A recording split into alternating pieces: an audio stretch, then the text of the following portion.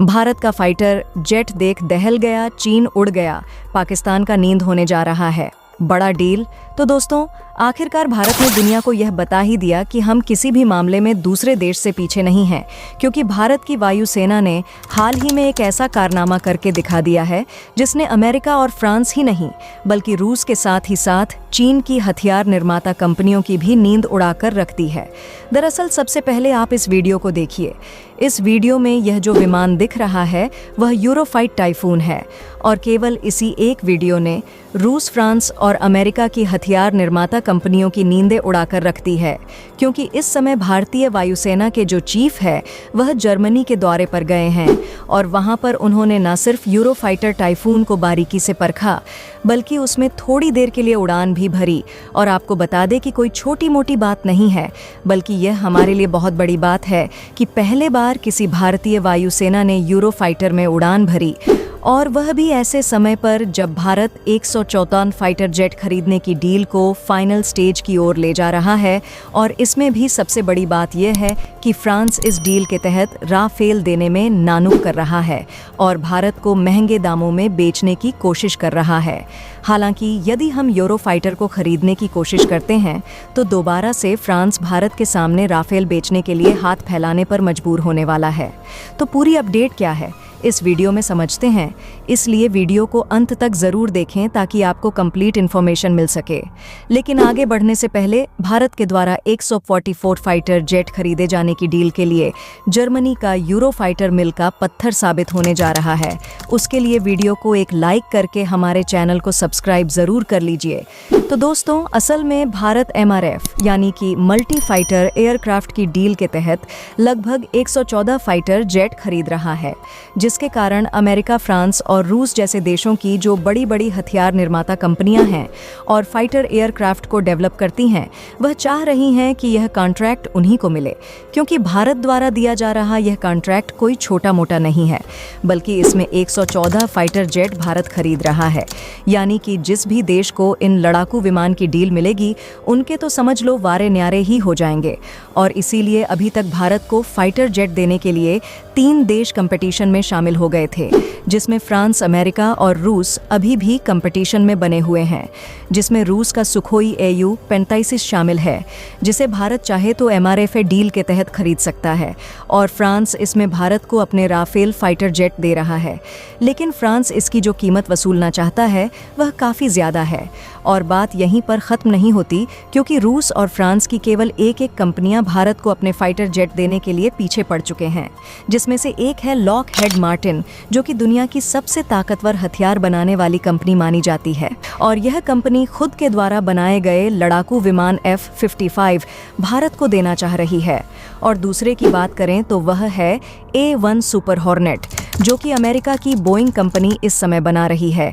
यानी कि अभी तक भारतीय वायुसेना के पास अमेरिका, रूस और फ्रांस को मिलाकर यही 4 चॉइस थे, जिसमें से कोई एक लड़ाकू विमान चुनना था, और उसी को 114 की संख्या में भारत खरीद सकता था। लेकिन हाल ही में एक ऐसी खबर निकल कर आ रही है जिसने इन चारों कंपनियों की धज्जियां उड़ाकर रख दिया है, क्योंकि हाल ही में भारत ने 26 फेल खरीदने की डील को फ्रांस के साथ फाइनलाइज करने की शुरुआत की, लेकिन फ्रांस अपनी औकात दिखाते हुए दोगुनी कीमत वसूलना चाहा। इसीलिए यह बात साफ होती हुई नजर आ रही है कि भारत इन राफेल फाइटर जेट को दोगुनी कीमत में तो बिल्कुल भी नहीं खरीदने वाला है, क्योंकि इस मैदान में जाना माना और ताकतवर विमान यूरोफाइटर टाइफून भी कूद चुका है।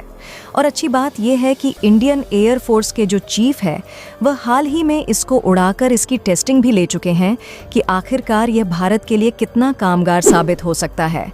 और ऐसा नहीं है कि भारतीय वायुसेना के चीफ इसमें उड़कर टेस्टिंग करने के लिए खुद गए थे, बल्कि जर्मनी की काउंटर पार्ट लिमिटेड की तरफ से खुद बुलाया गया था, जिससे यकीनन इस बात पर विश्वास करना आसान हो गया है कि जर्मनी खुद इस फाइटर जेट को बेचना चाह रही है। और यदि आपको मालूम हो तो भारत ने साल 2016 में लगभग 36 राफेल फाइटर जेट को खरीदा था। लेकिन ऐसा नहीं है कि भारतीय वायुसेना ने इसलिए राफेल फाइटर जेट को खरीदा क्योंकि उस समय यही सबसे ताकतवर फाइटर जेट था, बल्कि उस समय भी यूरोप का यूरोफाइटर राफेल को आसानी से बीट कर रहा था। लेकिन हमने उस समय यूरोफाइटर के बजाय राफेल को इसलिए खरीदा क्योंकि यूरोपीय देशों के साथ हमारे संबंध इतने अच्छे नहीं थे, जिससे सप्लाई चेन को लेकर भी कई सारी दिक्कतें पैदा हो रही थीं। और इससे बड़ी परेशानी वाली बात यह थी कि उस समय इसकी जो कीमत थी वह काफ़ी ज़्यादा थी। इसीलिए हमें यूरोफाइटर जेट की बजाय फ्रांस का राफेल ही ज़्यादा अफोर्डेबल लगा। इसलिए हमने 36 राफेल को फ्रांस से खरीद लिया। लेकिन पहले की जो परेशानियां थीं अब वह पूरी तरह से सॉल्व हो चुकी है और हमें यूरोपीय देशों के साथ ट्रेड करने में कोई भी दिक्कत नहीं है।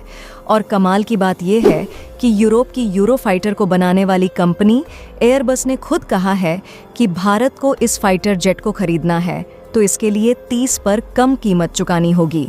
और साथ ही एयरबस की तरफ से यह भी कहा गया है कि वह इसमें भारत की ज़रूरत के हिसाब से नए अपग्रेडेशन भी करने के लिए तैयार है। यानी कि मान लीजिए इसकी कीमत पहले $100 बिलियन थी, तो अब यह भारत को मात्र $70 बिलियन में बढ़ने वाली है। और ख़ास बात यह है कि एयरबस जो कि इसे मैन्युफैक्चर करती है, वह न सिर्फ इसमें भारत के हिसाब से अपग्रेडेशन करेगी बल्कि इसे भारत में भी मैन्युफैक्चर करने के लिए तैयार है। और इससे भी जो कमाल की बात है वह यह है कि मान लीजिए हम इसे खरीदते हैं तो इसकी जो डिलीवरी है वह सबसे पहले मिलने वाली है, जबकि F-35 लड़ाकू विमान की डिलीवरी में काफ़ी ज़्यादा डिले हो सकता है क्योंकि फ्रांस की जो राफेल निर्माता कंपनी है उसे भारत से पहले भी दूसरे देशों ने कई राफेल खरीदने का आर्डर लगा रखा है, जिससे पहले उसकी डिलीवरी करेगा। अमेरिकी कंपनी बोइंग की बात की जाए तो उसके पास भी ऑलरेडी A-1 सुपर हॉर्नेट का एक बड़ा ऑर्डर अमेरिकी नौसेना ने पहले से ही सौंपे हुए हैं, जिसमें लगभग 250 की संख्या में यह लड़ाकू विमान बनाकर अमेरिकी सेना को डिलीवर करना है। जबकि वहीं दूसरी तरफ देखा जाए तो यूरोफाइटर टाइफून बनाने वाली कंपनी एयरबस के पास इस समय ज़्यादा बड़े कॉन्ट्रैक्ट नहीं है। यानी कि यूरोफाइटर जेट की डिलीवरी बहुत ही जल्द हो सकेगी और हमें अपनी नेवी ताकत को बढ़ाने के लिए देरी का सामना नहीं करना पड़ेगा। और यदि रूस के सुखोई AS-37 की बात की जाए तो यह वाकई में इस समय काफ़ी ताकतवर लड़ाकू विमान है, लेकिन रूस और यूक्रेन में युद्ध के चलते इसके जो क्रिटिकल पार्ट है उसके कंपोनेंट की सप्लाई नहीं हो पा रही है, क्योंकि इस समय रूस के ऊपर कई सेक्शंस लगे हुए हैं जिससे इसके मैन्युफैक्चरिंग में काफ़ी समय लगता है। यानी कि इसकी डिलीवरी भारत को कब तक की जाएगी, इसकी कोई भी समय सीमा निर्धारित करना मुश्किल है। तो दोस्तों, आपकी इस पर क्या राय है? अपनी राय हमें कमेंट बॉक्स में ज़रूर बताएं। और अगर आपको यह वीडियो अच्छी लगी हो तो इस वीडियो को एक लाइक ज़रूर करें और साथ ही हमारे चैनल को सब्सक्राइब भी ज़रूर कर लें। तो मिलते हैं आपसे एक और नए इंटरेस्टिंग वीडियो के साथ। तब तक के लिए जय हिंद।